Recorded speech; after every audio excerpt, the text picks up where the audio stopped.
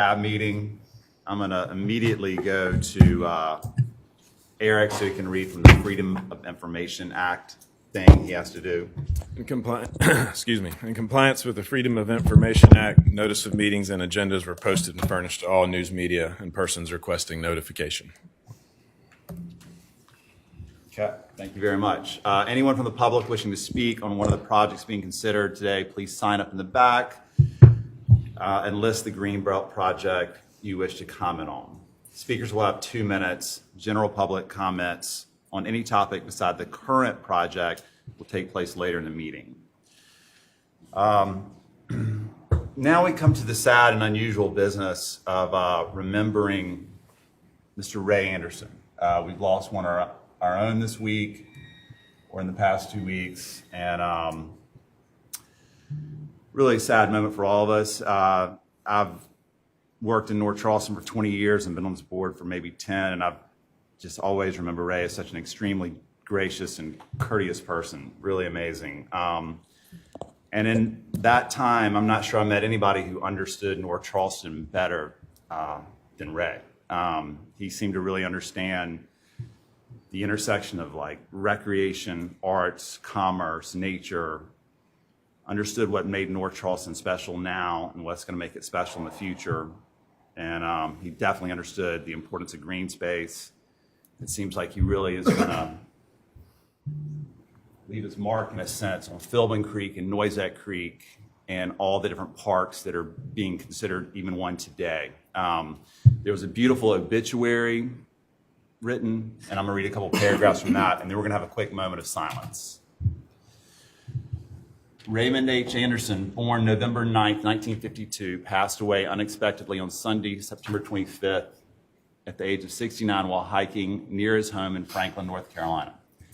Ray was a lifelong resident of North Charleston, South Carolina, the city he dearly loved. In public service, Ray was appointed to the North Charleston Planning Commission and the Charleston Naval Complex Redevelopment Authority and was elected to 2 terms as a North Charleston City Council member. Following 9 years with Charleston County School District, where Ray planned and designed improvements of public schools, he served 26 years as special assistant to Mayor Keith Sumner. Ray's footprints are visible throughout North Charleston, where he played a vital role in the planning and building of the modern city you see today. Ray's passion for Clemson University, where he received a bachelor's in architecture in 1974 and a bachelor's in architecture 74, a master's in architecture in 76, was inspiring. Ray supported the university through generous giving and volunteerism, serving on numerous boards, most notably as chair of the Clemson Board of Visitors. From advocacy to recruitment, Ray held a respected and important voice at Clemson. He was an avid supporter of Clemson athletics, where he remained a fixture, rarely missing the excitement and spirit of a home football game. Ray had a contagious zest for life and enjoyed it to the fullest. He loved exercising, traveling, gardening, attending concerts and plays, and exploring the latest IPA or bourbon during his times of leisure. A kind and true gentleman in all aspects, Ray was a humble friend to all and was always the first to offer a helping hand. He will be deeply missed, yet forever remembered by his family and close-knit companions at the city of North Charleston. So if you could please join me in bowing our heads for a quick moment of silence.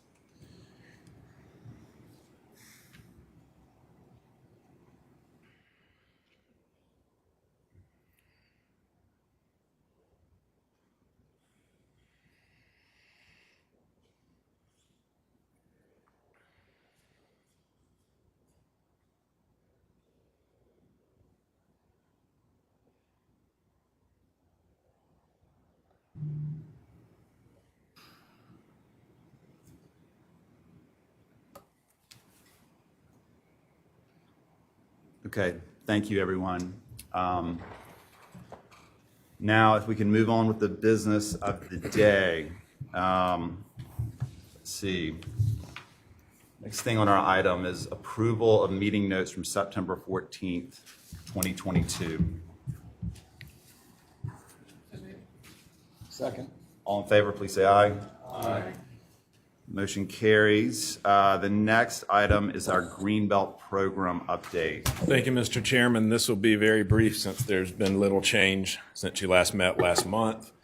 Just as a reminder, there is just over 18.8 million available for rural funding, just over 7.1 million for urban, bringing the total to just under 26 million. Current annual urban allocations, you can see, same as last time. All entities except for the urban unincorporated are on the positive side. And for projected total urban allocations, there's still plenty remaining in each entity's balance column over on the right-hand side with just over 92 million projected total. The few changes we have had were in our closings. Sea Island Small Farmers Cooperative didn't exactly close, but they were reimbursed. You'll recall that was a reimbursement project for their project just last week. And then Deerhead Oak is scheduled to close today if it has not already done so. That leaves about 11 pending projects, and those are all listed there on the slide.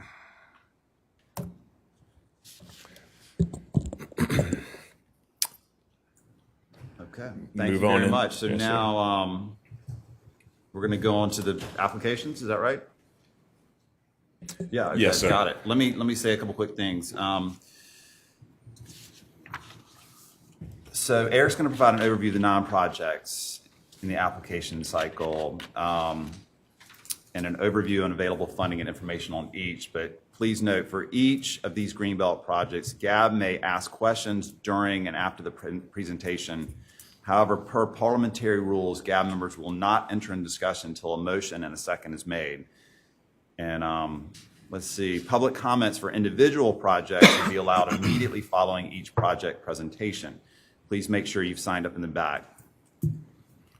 As always, during public comments, GAB members will not engage in conversation with the speakers. They will receive the information only.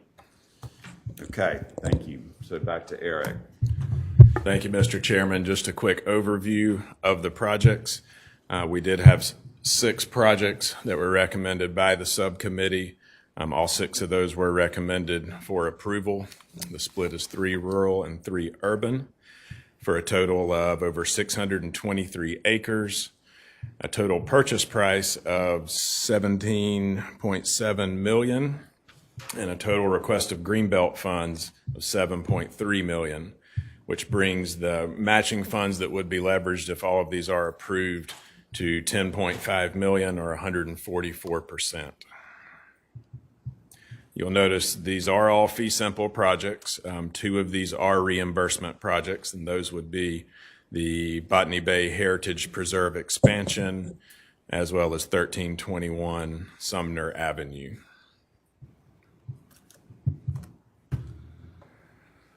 Similar to the last cycle, we do have a good spread of projects, mostly from the central and western county, as you can see there, as indicated by the red stars. That shows the general location of each project.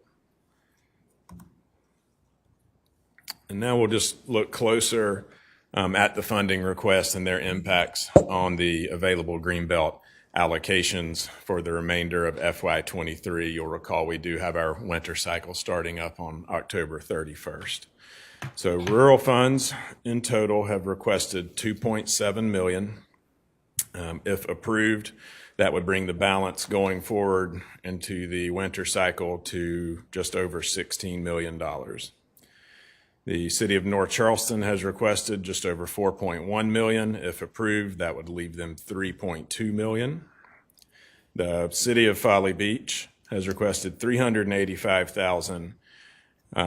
Their balance, they only have $182,000 available, so if approved as recommended by the subcommittee, they would go into the negative just over $200,000. Overall for urban, $4.5 million is requested, and if everything is approved, there'd be a little over $2.5 remaining for the winter cycle. Total urban and rural would be $18.6 million available. Any questions?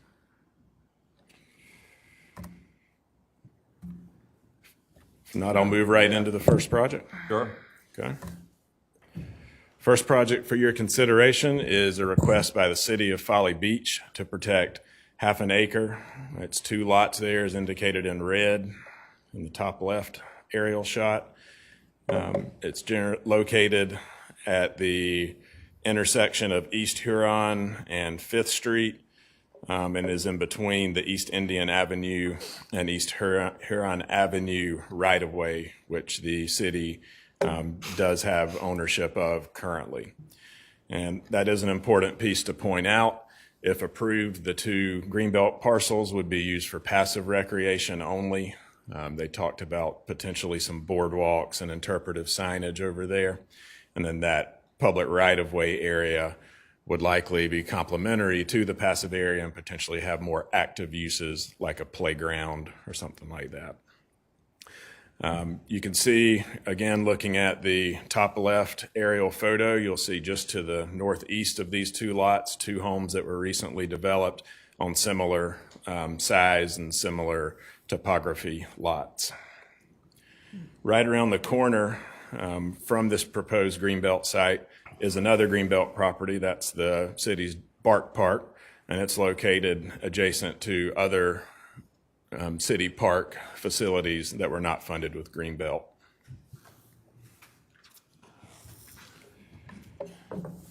So in summary, they are requesting $385,000 for fee simple acquisition of half an acre.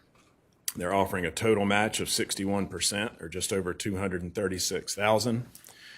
When you break down that match, $215,000 of that is the applicant's contribution to the land acquisition, $16,250 for admin and closing, and $5,000 for improvements.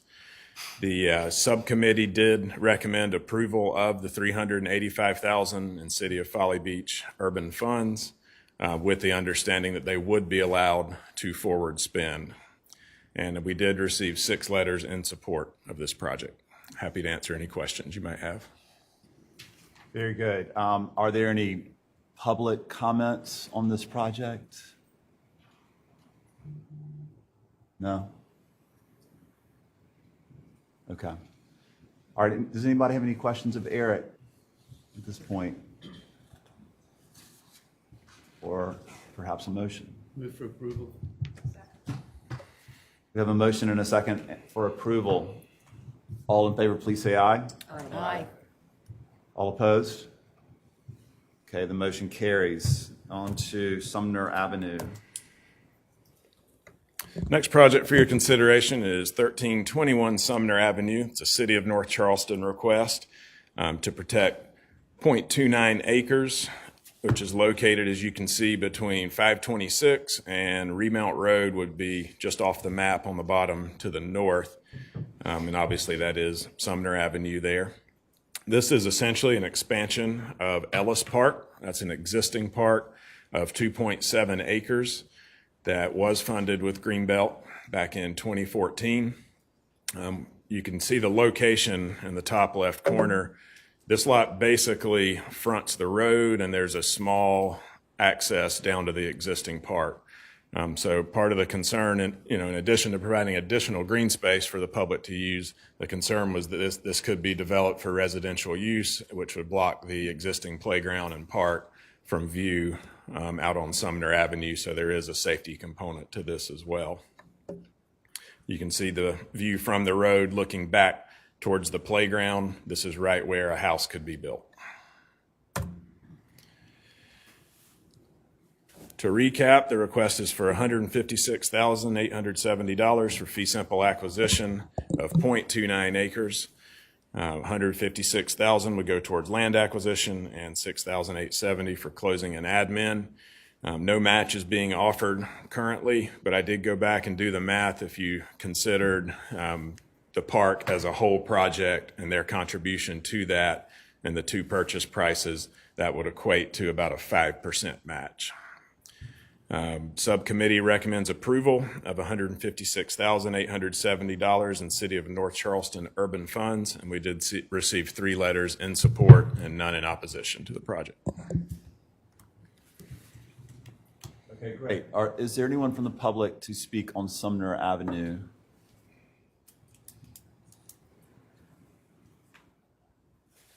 Okay. Any questions or comments for Eric? Motion. I have just a quick Okay. question. This was a very low score, but I guess the subcommittee still recommended approval. I was just curious about the score. There was some discussion on that during the subcommittee meeting, and I believe Elizabeth spoke most directly to that sometimes these little add-on smaller projects just don't score as high as the big marquee projects, but can't always capture that value in the score. Okay, That's I correct. agree. And I think, one of the things, if I'm recalling correctly on this, is that, as you could see from the pictures, it's been used as a park because it's just an empty lot now. So it actually functions in that, and this kind of just formalizes that and makes it so that it can be a permanent park and part of the whole Ellis Park system. And it just didn't score that well because it's just an empty lot. And if someone wants to sell it, it'd be a house in the middle of this Yeah. lot and playground, because it squares off geometry-wise. It's a perfect rectangle. If you took out, half that frontage, put a house there, then it would impact that playground and park. Yes, Mr. Jones. I have no issue with the grant, but on the theoretical aspect, our assessment, do we have something in the scoring process to cover something like this? I'm not sure we do. Something that threatens the integrity of another Greenbelt project. Well, now, I mean, I can speak to that in that if this were to pass, we would then have this as a precedent, and that scoring would then be reflective in future projects similar to this. Okay, so we should amend. No, you don't even need to amend it. That's the beauty of the criteria. Once you have a score that passes in this range with similar characteristics, it's kind of forever there, Okay. and opens the door for other ones like it. I think your point's a good one, though, Warwick, in that, when it does score poorly, it's something we should take note of. And it has to have a reason to overcome that, and we need to understand why. We've seen that on Edisto. We may see it again.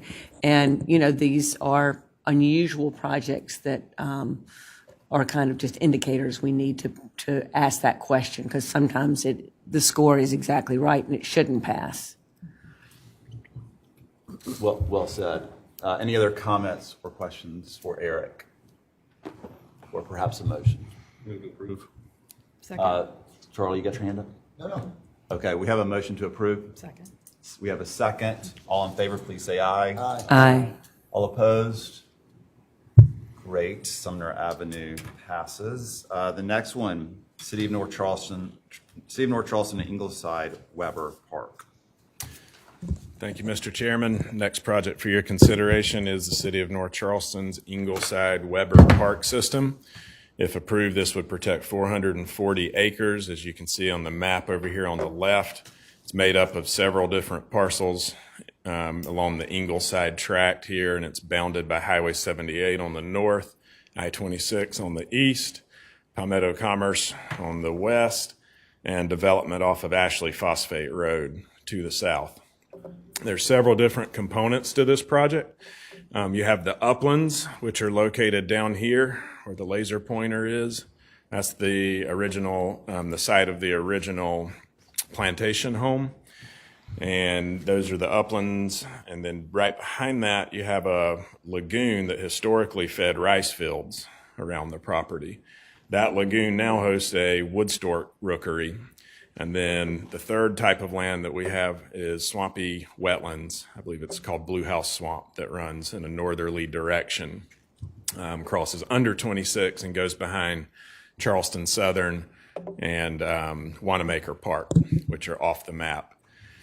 The intent is to create a full connected trail system throughout these properties, and the other properties of the Ingleside tract that have been sold off. When those were sold, there were trail easements that were placed on those prior to selling. So there is an intent to connect all the properties in the area to this greenway system. You can see in the photo the wood stork rookery. These are the uplands around the original home site.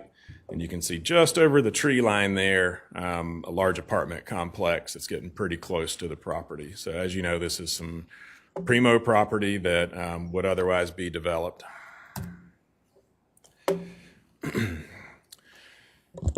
We'll get into the numbers here. The request is for $4,007,500 for fee simple acquisition of 440 acres, $3 million of that for the land acquisition, $7,500 for closing and admin, and $1 million for improvements, with those primarily being boardwalk to get folks through the swamp and wetland areas.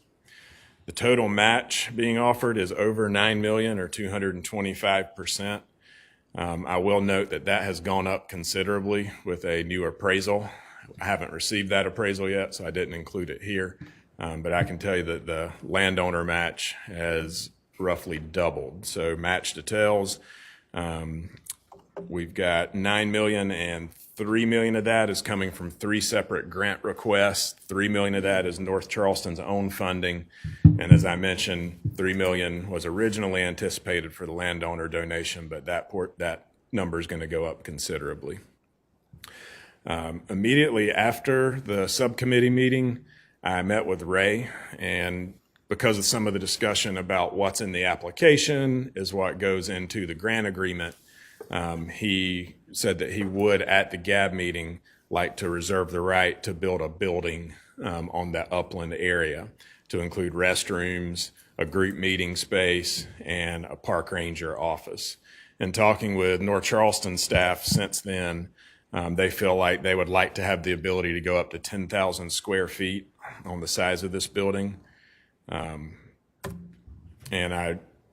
This is the upland area for the Ingleside property, so that is roughly what 10,000 square feet would look like as far as the footprint on the site.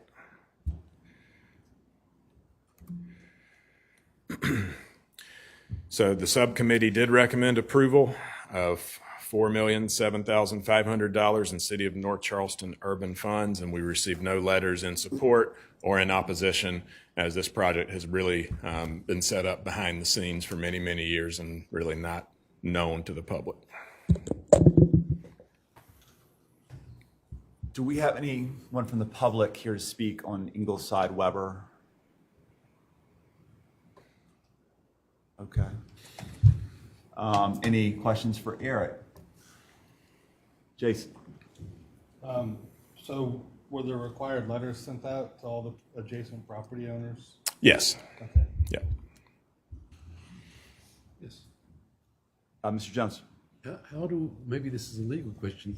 Okay, one is sympathetic to the construction of a building, but how do we sort of put it into a motion if we want to approve it? We don't want to approve the building. We want to recognize they want to build the building, and we got sympathetic, but I don't think we can approve the building and the rest of the project.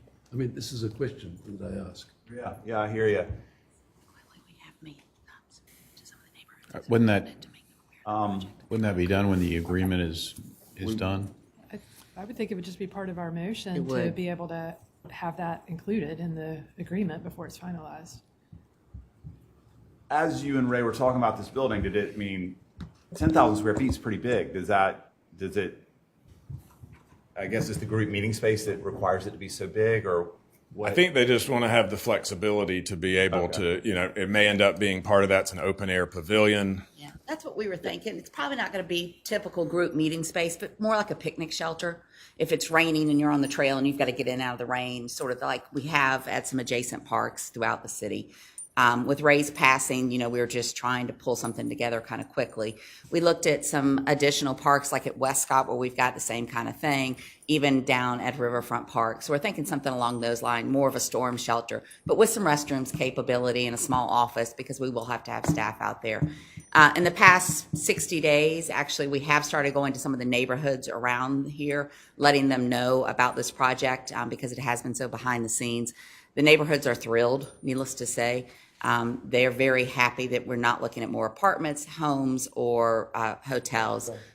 Yeah, so we actually have started going now to the neighborhoods now that word's kind of starting to leak out about the project, just letting them know about the project. And I will say it's kind of nice to go to a neighborhood meeting and have nothing but claps and applause. That's good. Thanks for the explanation. I have no concerns with the size of that space, considering it is a 440 acre property. It's a very small percentage of the overall site. Minute. Question? Conforming already. Yeah, Jason.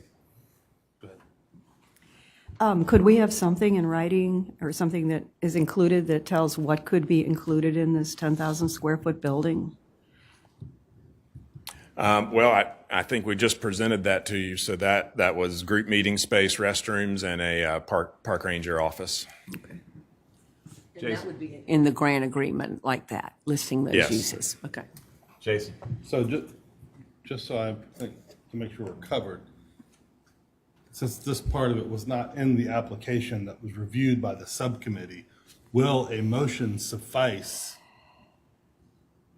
for this, to approve this with that motion? Since it was not part of the application. Just want to make sure everything's covered. Currently, the GAB can make a new motion if it so chooses, and they can either say, hey, we would like to approve the subcommittee's recommendation, or when we can make a new motion to approve with the new information that we have, but it is up to the body to decide what they want to do. Elizabeth? Yeah, so if we had had this at the subcommittee and vetted it, I would have approved that because this is a massive park. It's a significant project, and that does not seem out of scale with the public use. And particularly, it's going to be so accessible for many North Charleston folks that it seems like it would, I'm just speaking for me as a subcommittee member, I would have approved that. So I'm happy to make a motion that we approve with the addition of the Ranger, are they calling it the Ranger House? Up to 10,000 foot. Yeah, up to 10,000 square feet with the specific uses designated in the grant agreement.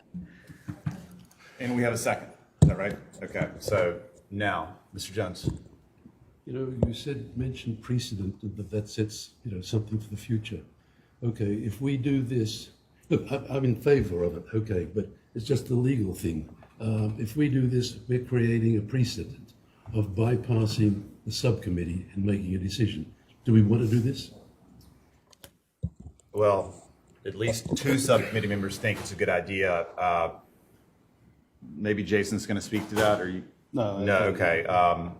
Favor of it. Taylor? Yeah, this is a great project, and we want to make sure, but you're right, let's make sure we get all the I's dotted and T's crossed. But it's a wonderful project, and I would have voted in favor of it, with just that.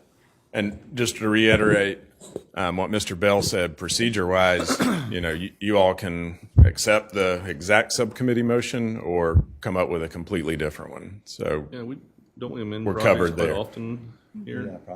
I mean, I almost think it's consistent with what was presented. They need some form of entry facility. I was a little surprised at the size, but now we have an explanation on that. I personally have no problem with it. Jason, do you? No, I don't have a problem with that. I just wanted to ask you. Okay, well, go ahead.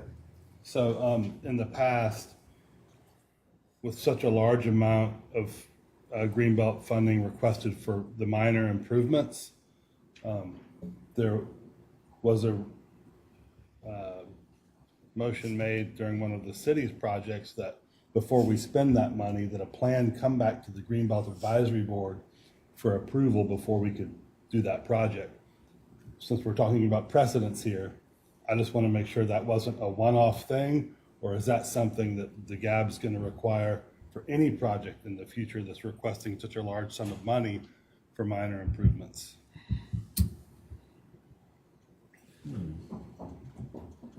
I don't think that's our role, but that was something that was required of the city. It seems like it's case by case, and this one scored so high that I personally don't see an issue with it as written. But Eric, would you like to comment to that? I wasn't around for that discussion, so I don't Which really feel like project was it? Fort Pemberton. Yeah.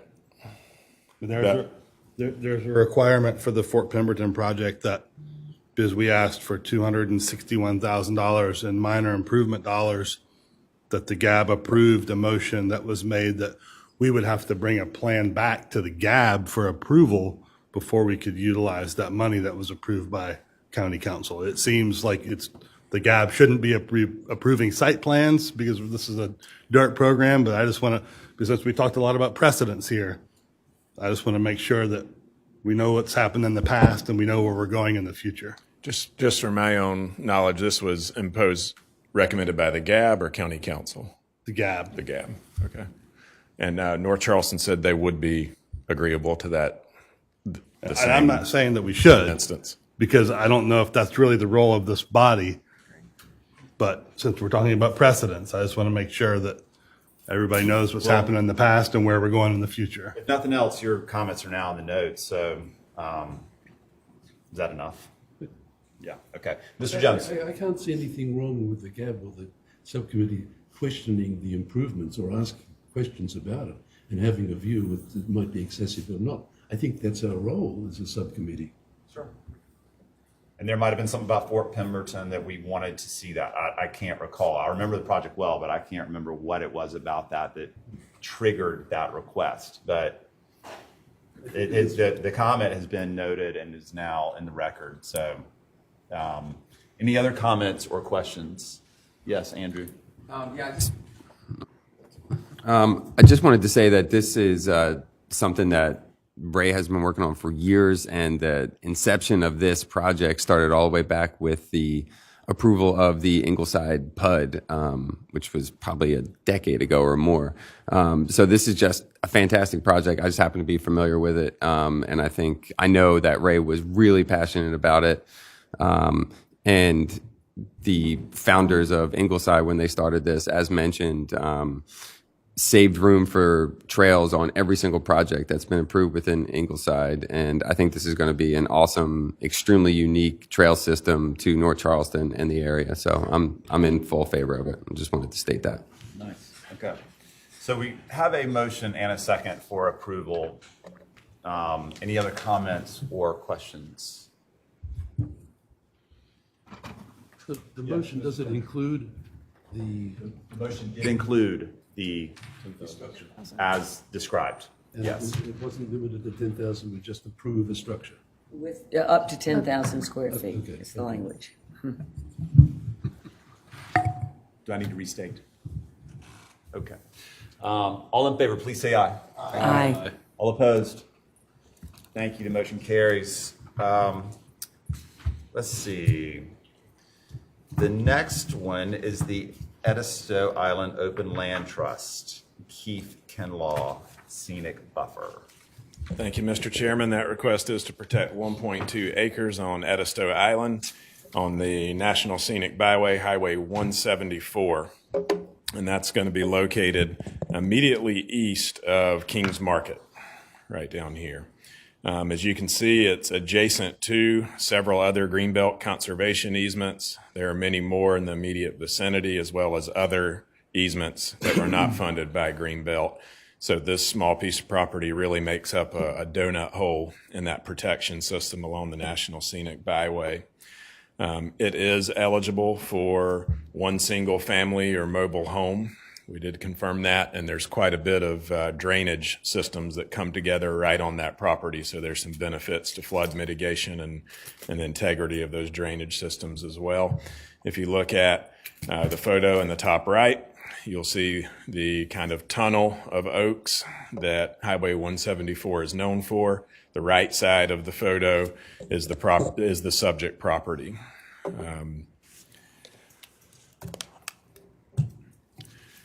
The request is for $30,000 for fee simple acquisition of 1.2 acres.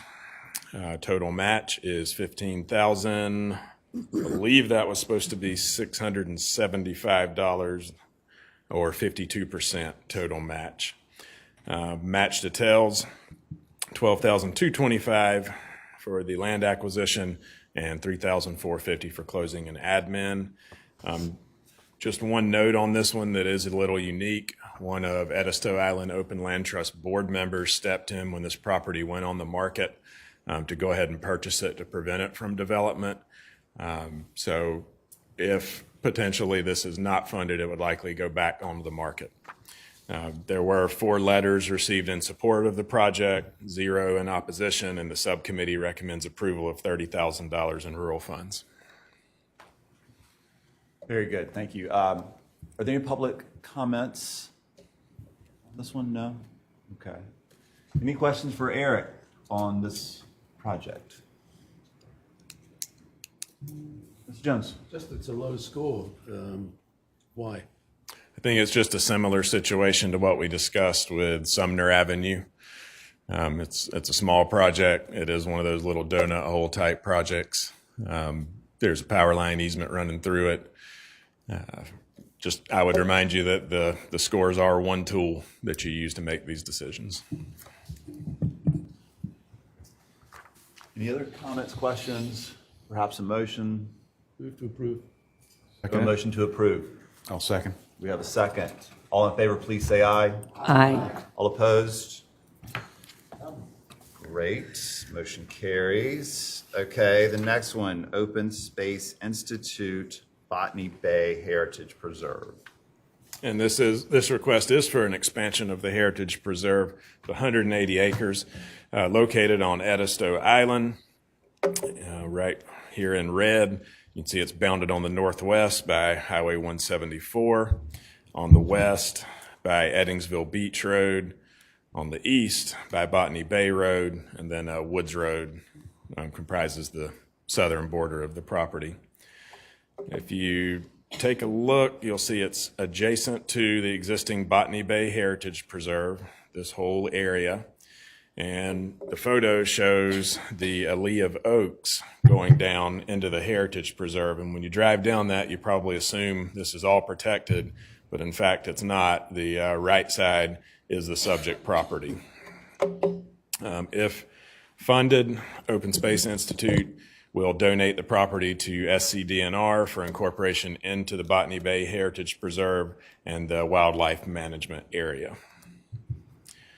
The request is for $2,027,030 for reimbursement of fee simple acquisition for 180 acres, $2 million for land, $27,030 for closing and admin, with a 59% match of $1.2 million, that being a contribution to the land acquisition.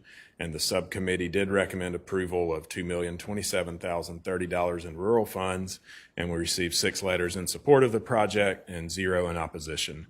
One other note is this is a reimbursement project because it was going to be listed for residential development. Very good, thank you. Any comments from the public? None? Okay. How about any comments, questions, thoughts for Eric on this project? Or perhaps a motion? Move for approval. Second it. We have a motion and a second for approval. All in favor, please say aye. Aye. All opposed? Great. Motion carries. Next is South Carolina Battleground Preservation Trust, Church Flats expansion. Thank you, Mr. Chairman. This request is for protection of 1.2 acres located in the heart of the historic Stono Ferry battlefield in Hollywood and fronting the Stono River. It's adjacent, as you can see, to other Greenbelt-funded battlefield sites and in close proximity to other Greenbelt sites, including Serenity Park, which was formerly known as Wide Awake Park. I'll probably have to say that for the next year lest we forget. It was listed for sale for residential development when the Battleground Trust stepped in and got a contract on that property. The intent is to consolidate the battlefield, and if this is approved, then interpretation, infrastructure, access infrastructure, all of that planning would be started immediately. The property also has an existing dock that does need some repairs. The plan would be to repair that dock and open it up to public access 7 days a week. That is the view out onto the Stono. The dock would be just behind this brush on the right-hand side of the photo here. So the request is for $750,000 for fee simple acquisition of 1.19 acres, offering a 12% match of $87,505. $25,000 of that's contribution to the land acquisition, $6,105 for closing and admin, and then 56,400 for improvements, primarily related to the value of the dock and the improvements of the dock, as well as access infrastructure for vehicles. The subcommittee recommends approval of $750,000 in rural funds. We received 2 support letters and 0 in opposition. Very good. Any comments from the public on this project? Church Flats? No, how about any comments, questions, thoughts for Eric? I have a question. Yes. Just reading through this, it talks about the deepwater dock, water-based sports, and then parking. Is there any intent or purpose for like boat usage for boat parking? Is it more of a passive? Originally, the dock had a floating dock component to it, but one of the hurricanes ripped that one away. So the plan is to go back and rebuild that floating dock. And it can be used for, I know, at least carry down watercraft, canoes, and kayaks. But as far as boats accessing the site from the Stono River to then toward the battlefield, I'd have to defer to Mr. Bostic on that. It certainly, when the dock is repaired, it certainly could be accessible by boats coming off of the Stono, but there is no boat landing component to this. So it would not be available for someone to bring a boat to the site and then launch from the site. Okay. Thank you. Okay, any other questions, thoughts, or perhaps a motion? Jason? Who's going to operate and maintain this property? Did you already say that? So the South Carolina Battleground Preservation Trust, they do have maintenance crews. They own property all over the state, and they roam the state maintaining those grounds. Yeah, question. Is there any plans to do an archaeological dig or anything, or preserve it? Supposedly it says Battery A. Presumably that's a old artillery battery with earthworks, et cetera. Is there any plan for that? Mr. Bostic.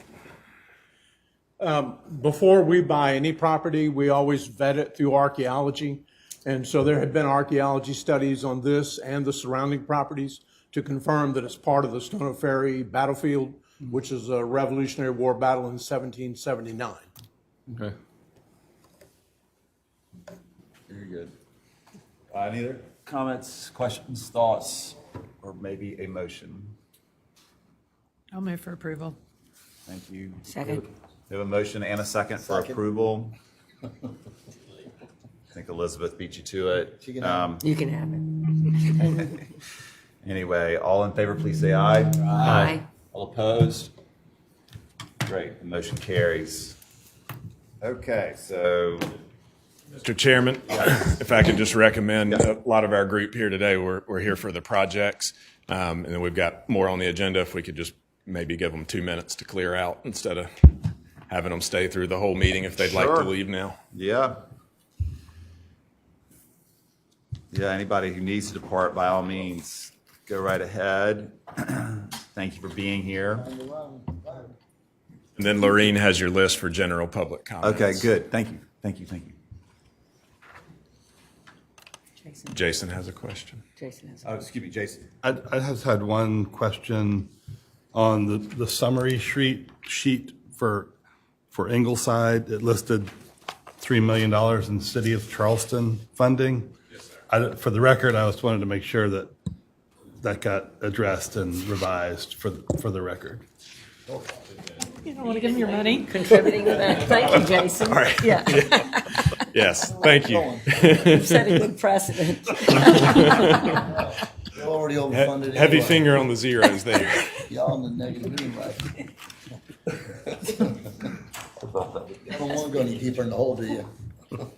Okay, so at this point, we move on to comments from the public, and this is an opportunity to speak on any issue other than the projects that we have just considered. Speakers will have 2 minutes, and we do have a handful today. Mr. Doug Bostic is first on the list. Oh, he didn't really want to speak, okay. It's Battleground Trust. He left. Right, okay. Lorene, Got it. 2 or 3? Next, 3. well, now it's 2. Okay. So Now it's Andrea Frazier, a resident of Allendale, with regard to the Jefferson Tract Amendment. Thank you for allowing me the opportunity to speak in reference to the amendment that's coming about the agreement for the amendment request for the Jefferson Tract for the park, moving it from a passive park to an active park. I'm a resident in Bulls Bay Overlook, and my community has done a lot of research, and we have been discovered that the Allendale location for this park is an ideal location for a dark sky park. And I believe that you all received an email from Eric yesterday with a PDF of what this benefit could be to the Allendale area. We do know that that's not your decision to make it. It's the town of Allendale that would be making this decision. We did present to be on the agenda for the town council meeting last week, and we were bumped at the last minute to defer to a November meeting. So the council or the mayor is not aware of this. We've attempted to discuss with them. But by maintaining a passive park as opposed to making it active, we would be able to maintain light pollution, which is horrendous.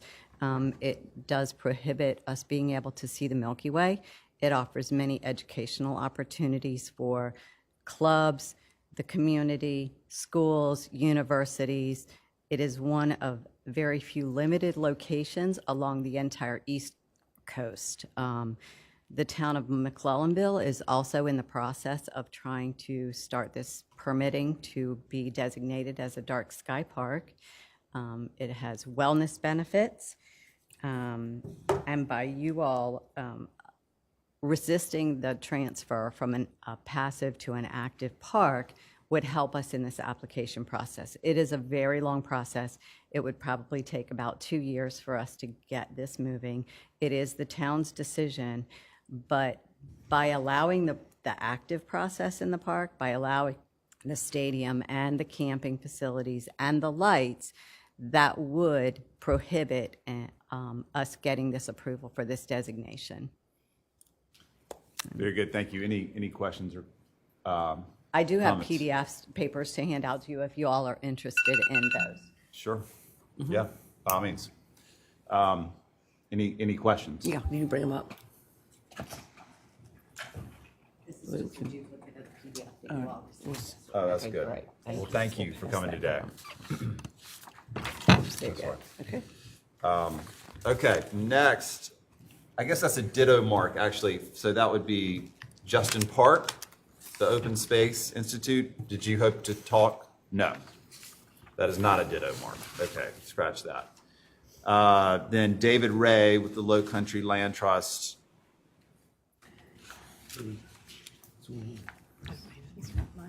I saw that yesterday. I've already seen it. It's okay. Good morning, Mr. Chairman, board members. I'm here on behalf of Low Country Land Trust, and I'm going to be very brief, but we just wanted to express our deep sadness at the loss of Ray Anderson and our condolences to his family, to his friends, and to his colleagues, and to you in this program and on this board who've worked so closely with him. We have great respect for his extensive public service, and not only in the sense of all the things that he accomplished in those various ways that he approached public service, but also with the exemplary way that he engaged everyone around him who was participating either as an applicant or talking through these projects. And this is the kind of thing where you wish he was here so that we could say this to him and let him know how we feel about his service and his approach to it. And we're grateful to all of you as well for your service in this program and otherwise, and for the way that you engage all of us who are constituents of this program in trying to work through what are frequently complex and varied projects. So thank you to you all, and our condolences to you all. Thank you, David. Thank you. So that's it for the listed public speakers. At this point, I think Eric will take over with we'll basically discuss the grant agreement and amendment request from the town of Allendale on the Jefferson tract. Thank you, Mr. Chairman. So it has been last June, I believe, since we discussed this, so I thought a recap might be in order. Back in June, the town presented to you all its new park master plan for the Jefferson tract. That followed county council approving that new master plan shortly prior to them coming here. Some features and uses in the new plan did conflict with the grant agreement, but it was staff's recommendation or staff's understanding that with conditions, these uses would still further goals of the Greenbelt plan and ordinances, though they would be different from what were listed in the application and what's allowed in the grant agreement. So therefore, a grant agreement amendment would be required. You all did pass a motion to direct staff to develop a draft amendment for your review, which we have done, and I'm going to run through that right now. It was sent out to you in advance as well. So really just going to go into the meat of the amendment and what those changes would be. Item 1 addresses deleting the ability of the town to partner with another entity to manage the project in the park. So that would be to delete that whole portion of item 1, so they could do that without penalty. And the thinking behind that is if we want it to be open to the public, that might be an opportunity to make it happen quicker. Item 2 is simply adding in active and passive uses, because originally it said passive uses only. Some of these new uses we would consider active. And then item 3 is really where we get down into the details of what's allowed. Article 4, Section 3. It gets down to the details of what's allowed on that site, and it's very specific, as you can see in the grant agreement. So we would have to add to this section to allow those new uses. I'm just going to read that briefly. The following uses and features are also permitted and subject to conditions as noted. Performance stage not to exceed 3,000 square feet of impervious surfaces, an off-leash dog park with footprint not to exceed 1 acre, platform campsites not to exceed 10 in number and an aggregate footprint of 33,200 square feet, paved camping pads for host campers not to exceed 2 in number and 1,200 square feet of aggregate impervious surfaces, an activity center not to exceed 3,000 square feet of impervious surfaces, picnic shelters, primitive tent camping, disc golf, and special events. The total impervious surfaces for the subject property shall not exceed 63,480 square feet. Now, I'll just show you where I came up with some of those numbers. If you look at the table here on the right, for instance, platform campsites, that was the 3,200 square feet was developed by considering a platform being 16 by 20 feet and then 10 of those. Host camper pad, same thing. We've got 2 of those at 20 by 40. And then lastly, we went below 1%, actually down to 0.5% of total impervious surfaces allowed on the site. So if you take that 63,480 square feet and you take out the 10,400 square feet that are specifically called out, for instance, for the stage, the host camper pads, and the activity center, that gives them 53,080 remaining square feet of impervious surfaces, which I assume would be used for things like sidewalks and ADA parking and those types of items. So that is the draft amendment that staff has developed for you, and I'll turn it over to you now if you have questions or concerns. Yes, thank you very much. So who has any questions for Eric on this? Elizabeth? Yeah, I really, you entertaining comments too? Yeah. Thoughts for Absolutely. discussion? Yeah. Okay. I've really thought about this and went back and thank you for sending out the original grant agreement. I think it was very helpful to go back and read that, and because I think most of us were not here for that. It happened so long ago. So I think it's important for us to really know what was approved then. It was a very significant project for $5 million. And I think there was a lot of discussion and a lot of emphasis on it being a passive park. That promise was made to the community. And when I say the community, I mean the neighbors of Allendale, the whole area that I know is even now more so concerned with retaining their open space with the threat of growth and development.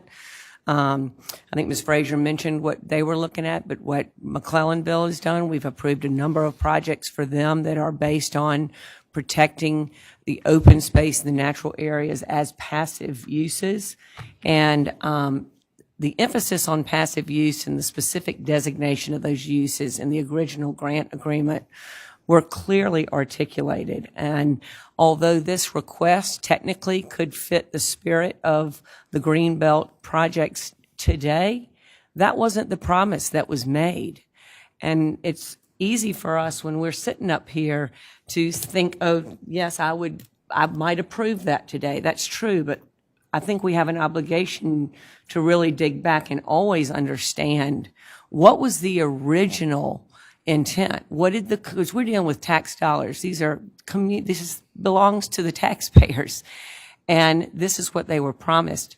For me, I can't see how this squares with that. And I would like to personally see take an incremental approach to this. This seems a bit premature. It's a pretty drastic step for us to go from changing passive to active.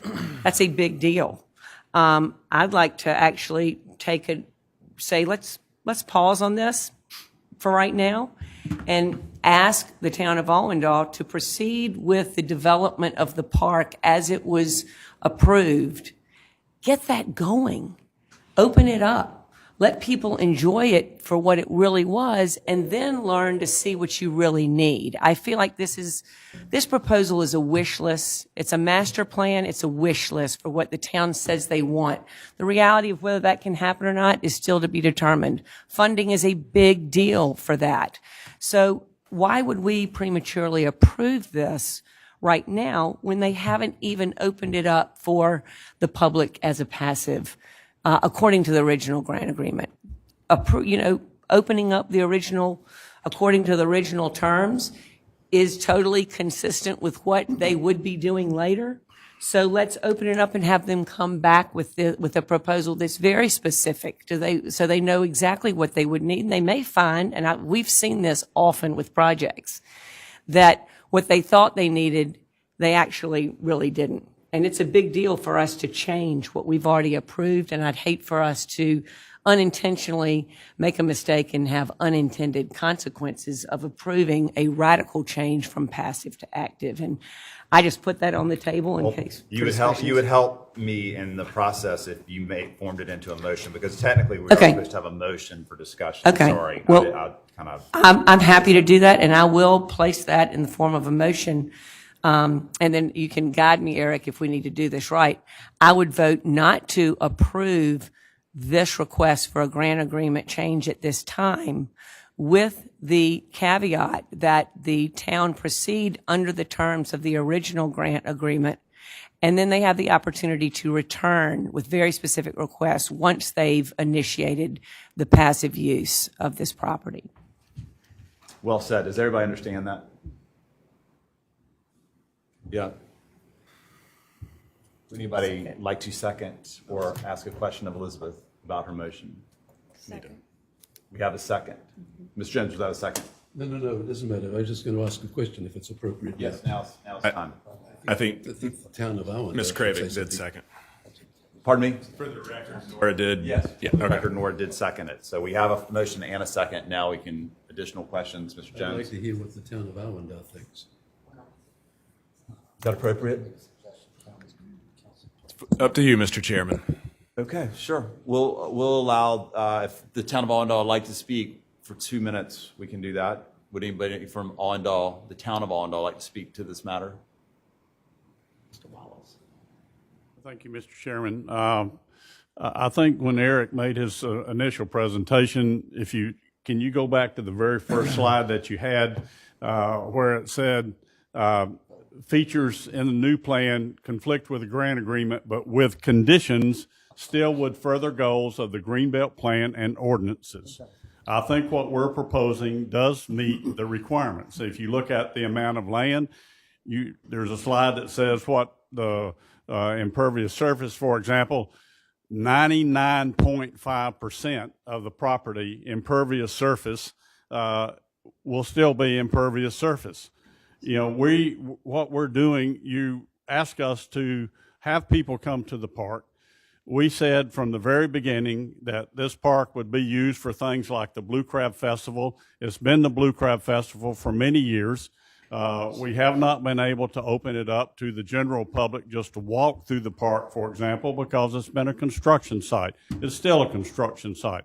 I know that it's taken a long time, but if you might remember a few years back, during the time that we've been under construction, we've had a 1,000-year flood. We've had 3 hurricanes. And every time that happens, of course, even the recent hurricane, make it 4 hurricanes. We now have to go back and repair some of the things that were done. Also, the original application, when it was approved, we said in the application that we were going to work with Charleston County PRC and that we were going to try to have an agreement with them to manage the park. Well, that was taken out when the council approved it.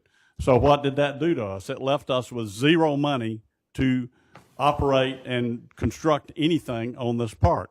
I feel like what we're doing is in conformance with the original plan, with the conditions, and we have agreed to all of these conditions. We've worked with Eric to, go over these. So I feel like we've had public meetings, we've had public input, we've had public hearings, and what we're proposing is a result of that, and the vast majority of the people, I think, in Owendon. Okay, good. Thank you. Thank you very much. Jason. Could you tell us a little bit about that public engagement and what kind of feedback you did get? Okay, I apologize to y'all. I'm virtually deaf, and it's very difficult for me being this far away to hear what you're saying. So Let me try it again, because I've got my mic on now. Can you tell us a little bit about the public engagement and the feedback you received that you mentioned about this new proposal? you're asking how many public engagements are we going to have? Or did you already have them? Well, we've had several, 4 or 5 a year for the last several years. The biggest one being the Blue Crab Festival, which we just had, a few weeks ago. We've had Bike Across America event. We've had the Palmetto Relay event. We've had town-sponsored things where, we've had giveaways for children and things of that nature. So my question wasn't how it's been used, is have you gone back to the public, to the community, and asked them for feedback that supported the change in use? All of these things came from a public process. Okay. We had Excuse me, I'm sorry. I have to stop. We're not allowed to engage in this kind of dialogue back and forth, apparently. So I think we can ask it. we can? Yeah, just during general public comments. Right. Okay, Yeah, okay, it's still on a okay. project. All right, sorry. Continue, sorry. Or did you finish? Who has a question? Mr. Jones. I have some sympathy with what is being proposed by the deputy chair, but would it be possible, she's concerned, amongst other things, about all of these projects that you want to undertake and your ability. Would it be possible for you to rank projects that you anticipate in orders? Maybe we could approve this, but improve the initial projects and make a decision on the following projects after you have performed in relation to the first projects. Do you understand what I'm saying? No, I don't. I'm sorry. Oh, dear. He's asking if you would prioritize what you want to see, if you could provide us with some kind of list of priority relative to what you're asking for, so that they could be done in some order. Is that correct, Mr. Jones? Yes. Well, part of our master planning process was to look at things from several different points of view. Obviously, one is what does the community want? I think our community overwhelmingly wants the Blue Crab Festival and has supported it, for several years. And I think that's obviously our number one thing is the Blue Crab Festival. However, we have to do things because in the very beginning, we were told we could not use other people like PRC to help us manage the park and get funding from other entities. And, we have to have things that generate some income. And we mentioned this several times during our past meetings. Camping gives us income. Camping also was very heavily recommended by people like the East Coast Greenway, Owendar Green, other entities in the area that said they would like to have camping on that site. And people who grew up in Owendar and who camped in places like this for 50 years ago, and now they have nowhere basically in the town of Owendar to do camping.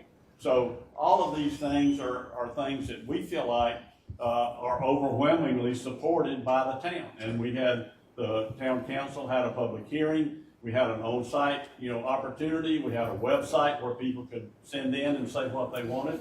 We took all of that into account. So, this is not a wish list. This is something the community has said they would like and that they would support. Very good. Thank you. Nora.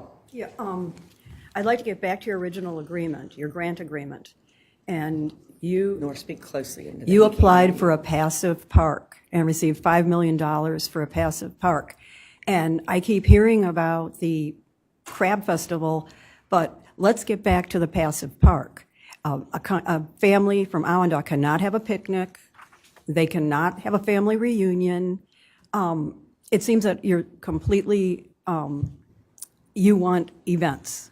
I think that we need to have a passive park first. You haven't said anything about doing that first. Okay. Let's pause right here unless you would like to respond to that quickly. Well, for example, let's say camping. Several people have said camping is not passive. I can't think of anything more passive than spending the night in the tent. Camping, to me, is a passive park. Do you, for example, I would classify the Francis Marion National Forest as a passive park. They have, off-road tracks where people ride, motorized vehicles and horse trails and all kinds of things like that. I think those are all passive. I think having people sit on a lawn and listen to a concert, I think that's a passive activity. I don't know of anything. We don't have any ball fields.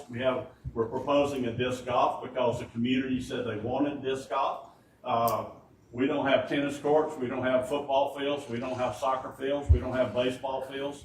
We're not proposing to do any of those kinds of things, which I think generally are considered to be active, activities.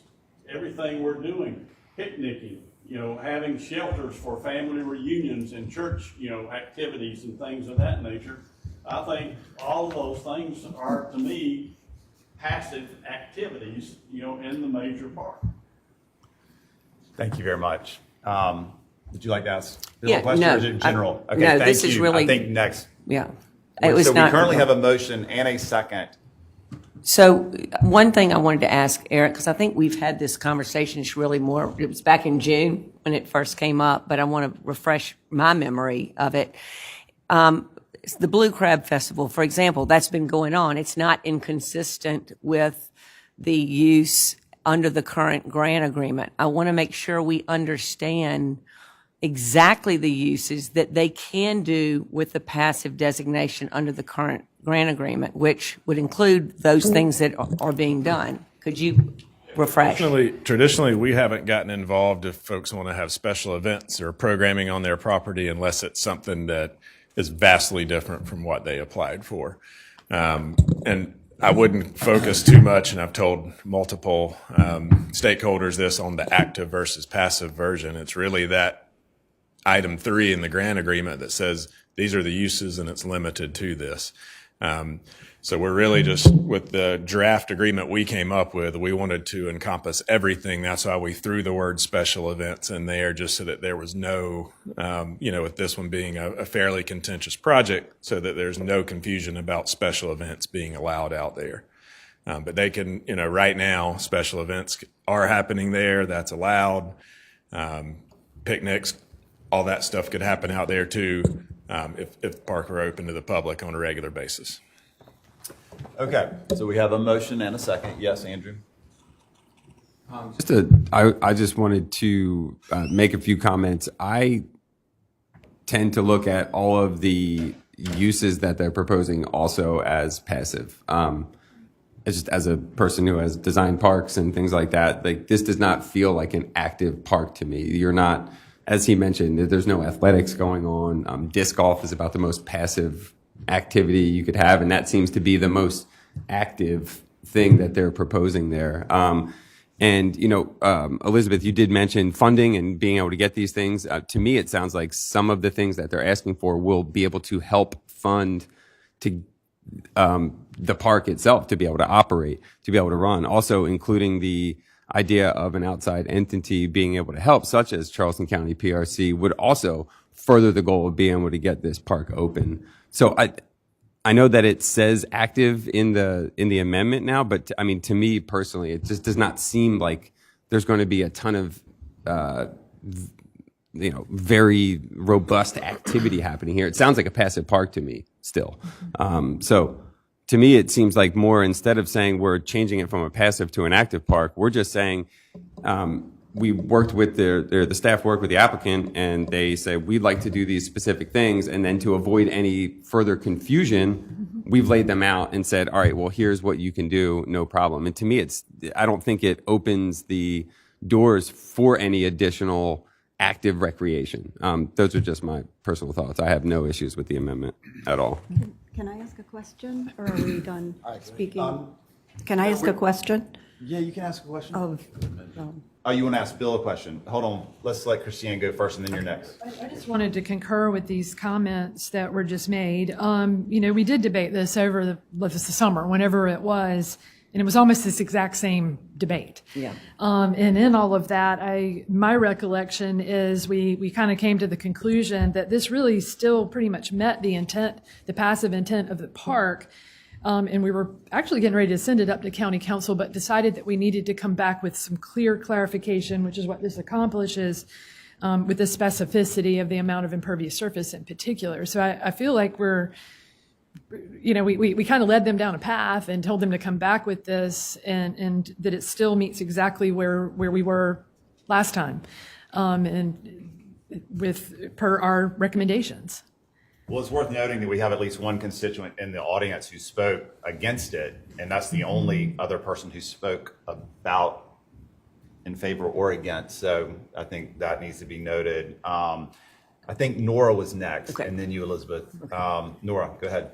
Yeah, this happened since we last met, but is the town now involved in a lawsuit which might bring lots of money to the town of Awendaw when it's settled, that will be used for the park?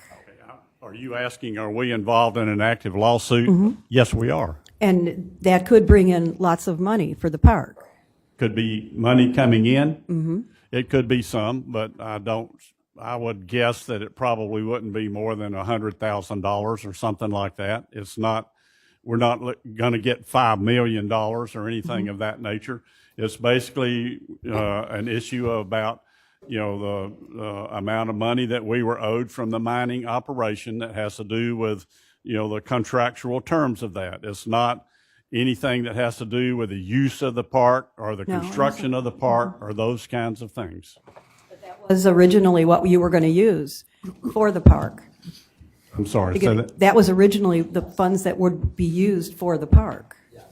If we got that money in, yes, it would be directly related to the revenue from the mining operation, which, according to our contract, has to be used for construction of the park. Yes, but if you look at the overall scheme of things, it's almost negligible amount of money that we may get from this lawsuit. if we get any at all. We don't know if we will or not. Yeah. Okay, Elizabeth. This is a follow-up to that, Bill. I think that's an interesting point because very specifically, and what we're asked to change in this amendment is the proceeds from the mining, that are required to run with this property.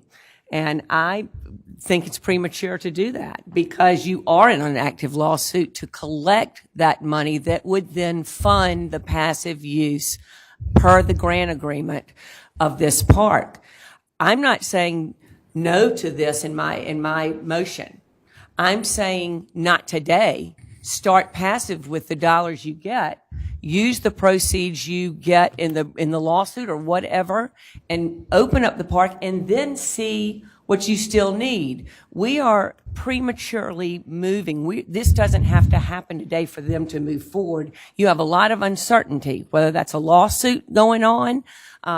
I will say I remember a lot of public folks earlier speaking against this. This is not, doesn't seem to have universal community support. In fact, it's very contentious.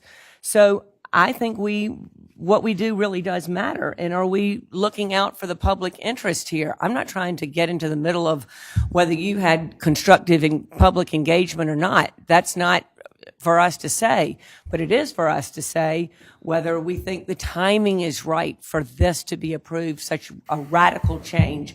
I think unintended consequences are serious.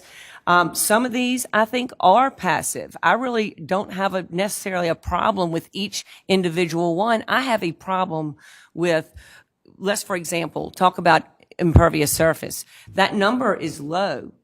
Impacts are not only measured by impervious surface. That's what a developer measures them by, and that's very important. But in terms of use and how it impacts the community in terms of actual regular use, the types of things that happen there are a big difference and change passive to active. And this is very active. So this is why I say let's just pause, slow down, not approve this today. Ask that you go ahead and open it up with the with what you can according to the existing grant agreement, and then come back when you actually have your funding and you know what you can approve, and we're not putting everything in there that the master plan says. Maybe we do and you have the funding. I would be willing to entertain all that then, but not today. And thank you, Bill. And to continue kind of general conversation, yes, Taylor. I guess for Liz, I'm trying to figure this out myself. Of that list right there, what one concerns you? What would you say you can't do based on the original agreement? As you look at it. That's a question for Eric. Oh, okay. I thought you were worried about it. So, Eric, what would you say based on that list? Can I try to address the overall issue that I think is at work here? I was here when this came through originally, and a big part of it was that it was going to get mined, and the mining money was going to go into the park. Right. Period. Right? And that was a big part of the sales pitch on this deal. Now, I don't know where the lawsuit is. I don't know anything about that specifically or anything else, but I think that is why it's very hard to conceive of a different thing, maybe until that's resolved, number one. And then number two, it completely changes the way the application came to us initially. Not that there's anything wrong with the points that are being made about passive versus active and all that stuff. It's just sort of like there's some things at work behind the scenes that aren't related to us that should play out. And they do go back to how it was originally applied for, which was that the dirt was going to pay for the park. Does that make sense, what I'm trying to say? That's, I guess, I understand that piece. I'm having a hard time. They're asking for an amendment to allow them to do certain things on the park. Whether or not let's say if they get $100,000, that's great. They can speed it up. We don't know what that number is, though. But even if they don't, yeah, they still have to. I mean, so the money would go into the park, whether it's an active or a passive. I'm looking at that list of things, and it seems to me the things that they're asking for would help people come out there and they would enjoy the land. And isn't that what we would like for the community to do, is to improve the people? Fair point. Nora? I'm not against the features as listed. About the what? I am not against the features that have been listed. I'm not against that at all. What I agree with Elizabeth and I agree with Beezer that there's a whole other thing going on. And I think that we should wait until the lawsuit is settled. And I would like to see the passive park open. I mean, for people to be able to do what they haven't been able to do for 10 years before you do anything else. So we have a motion by Elizabeth. We have a second. If you have any other comments or questions directly to that motion, let's continue them. Otherwise, we should probably vote. And then depending on how that goes, we can pick it back up. But any other questions or comments relative to her motion? Could you recap the motion real fast? It's to deny? We can restate it. Yes. If somebody would restate it, that might be good. I'm not going to be restating exactly with the words unless somebody wrote them down. But the gist of it is that this motion is to not approve today these specific changes to a grant agreement, but to encourage and ask that the town of Owendale open up the park under the terms of the existing grant agreement, with the idea of returning to us with very specific funding needs after the lawsuit over the use of the dirt mining is settled. So this is really, in essence, saying delay until we know have more financial information, and proceed as you are. You're still having your festivals. Everything that's still there is nothing's changing. This doesn't take away anything you've been doing because it's all allowed currently. So it's not so much to deny as it is to table it until they do something different? Well, I think procedurally we have to deny this because they've requested us to do it, but the denial means they can come back. You know, that's just a procedure. We're not saying don't. I'm saying it's premature and the timing's not right. Okay. Wasn't there also something in motion about opening? Yes, opening up under the terms of the current agreement. Okay. And there is the possibility of deferral, but that is not what you're saying. So, Clarity, I believe that motion was a little bit different than the first one because That's it why I mentioned the wanted you to- lawsuit and right. funding. So Yeah, I think that's we would, true. and I'll That's defer editorial. to Mr. Bell, but I think you were making an amendment, and I think whoever Nora would have to agree to that amendment as well. Yes, and if you are planning to change whatever original motion you made, to my understanding, then the original motion was a motion to disapprove then the requested amendments, and then there were then comments, asking then the town to go back, then open the park under the original agreement, and present further information to both this body and council at a later date. And I was specifically asking for once they have the settlement that regards the dirt mining, because that is in the original agreement. Okay, so does that need to be an amendment, And then Mark? you could approve that amendment if you want. Okay. Funding portion of it, the lawsuit portion? I approve that. okay. So at this point, Mr. Jones. I find this one very difficult. I'm in sympathy, but I must say I'm of the kind that if there's an original agreement, we should stick with it. But notwithstanding, I'm just concerned in relation to this motion. It would seem that from what has been said from the town of Owendale, that you can't break it down, that all of these things are dependent on each other, and the financing is, you can't have a camping ground without roads and, again, dog park. There's a lot of this. You're asking specifically for financing or indications of financing before we agree to any of this. Could that be an obstacle? Go ahead, Elizabeth. It came up earlier before we've discussed it that the reason they're presenting this is because of financing. Because of? Financing. Yeah. They needed another source of revenue when the dirt mining they were having problems with that. Let's try to move towards Yeah. the vote. But Jason, what do you got? I just wanted to kind of recap a little bit. So we have a motion on the floor. We can vote on that motion. and if it doesn't pass, somebody can make another motion. Correct. To Christiane's point, we asked all of this stuff to come back to us in a formal document. That's what we got. So we'd already kind of gone through all of this, and now seems like we're changing what we asked for. So just wanted to kind of make those points. I'm not sure that's exactly true. I don't feel That's this not is a change at all. I think this is a clarification, so there's a difference of opinion on that. You may be convinced of where you are, but not me. And it was very important to be able to understand the original grant agreement in this to me. And also, I think it's more that Eric wanted to provide that as an example of what it would look like mostly. I don't know that it was,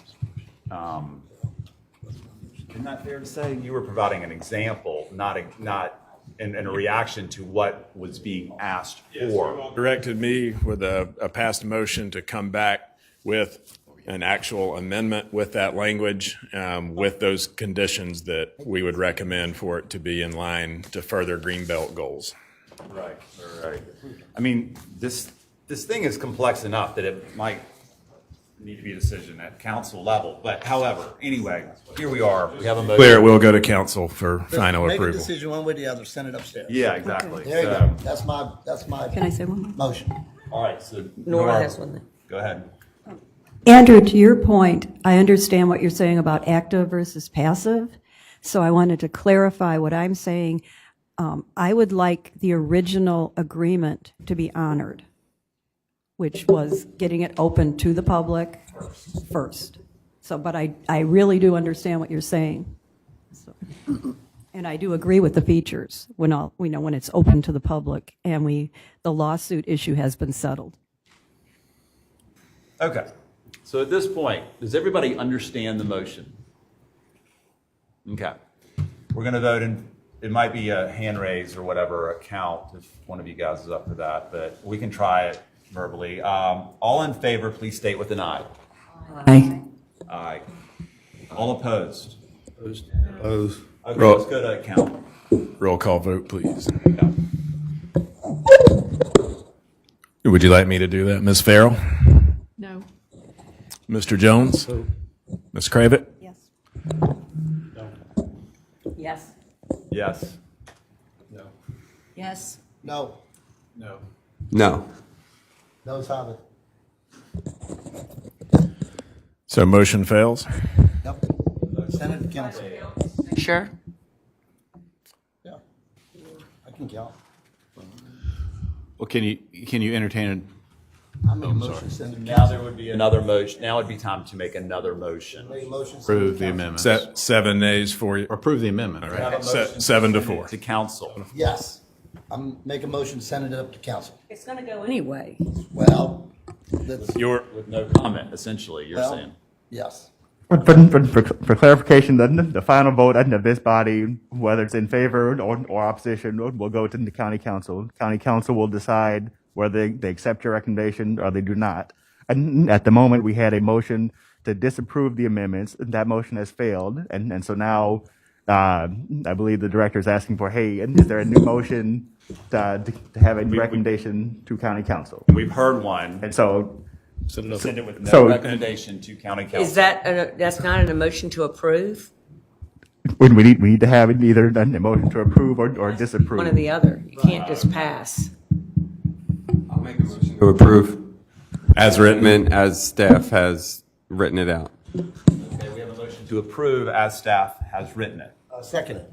We have a second. Mr. Chairman, just a reminder to send the recommendation to county council to approve changes to the grant agreement amendment requires a 2/3 supermajority vote. Plot thickens. Okay. All right. So just for clarification, what exact count is that? It's gotta be 7. 7. 11. Maybe 8. 8. There you go. So 6 deadlock. 3%. So it needs to be 66% or higher. So 7. It would require 8 to go to council. Over 7 people, more than 7. Okay, hold on. There is Let's a count. important thing here. We're at 7-4. Well, hold on. We're going to vote. We're going to vote. That there is I thought there was a provision for this situation, but okay. So, all in favor of Andrew's motion, please state with an aye. Aye. Okay, let's. Count them. Hold 'em up. Okay, yeah, hold them up. How many we got? You're going to have to do the roll call anyway. Okay, roll call it. I'm just Roll call it. parliamentary. Start with Ms. Farrell and go down the line. I think that would be easy. Yes? Aye. No? Yes. No. No. No. No. Yes. Yes. Yes. 6-5. So since that required a supermajority, that motion fails. Okay? Unless there are other motions, this will go to council without a recommendation. There you go. Perfect. We agree on that. Yeah. Okay. That is acceptable, correct? Mark? Mr. Bill? And at the moment, and that seems what the body has decided. So It's like a tie, right? Yeah. So, yeah. Okay. All right. Next. Next, the GAB attendancy policy amendment. This is an attempt to get all the various boards in the county kind of on the same program. Eric, can you just state real quick what it is, if you don't mind? And in reading our rules and regulations, it requires any changes to those to be introduced in one meeting and then actually voted on at a subsequent meeting. So I'll just introduce this to you today and you'll vote on it at the next meeting. The current policy is right in front of you there. It says it's important that members attend the meeting. When a member is not able to attend, they should notify the board's administrative officer in advance, who will inform the chairman of the anticipated absence. The proposed policy, which our Planning Commission, BZA, all of those boards follow, is a little more detailed. It actually has specific allowed, excused, and unexcused absences. I'm not going to read all of this out right now. It was sent to you in advance, and you'll have until next meeting to look this over. But I did want to introduce this so that you can vote on it at the next meeting. Okay.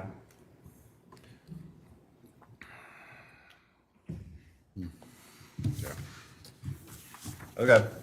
All right. Well, that's good. So we can all get familiar with that for the next meeting, which is November 9th. Block. Any other business we need to hit on, Eric? No, sir. Okay. Any questions or comments from any of the board? All right, before we adjourn, can you please put the picture of Ray back up, and we will exit with that. And I meant to say this earlier, but that photograph was taken just a couple of days before he passed away, near where he was hiking. So it's a good last memory. So anyway, with that, we are adjourned.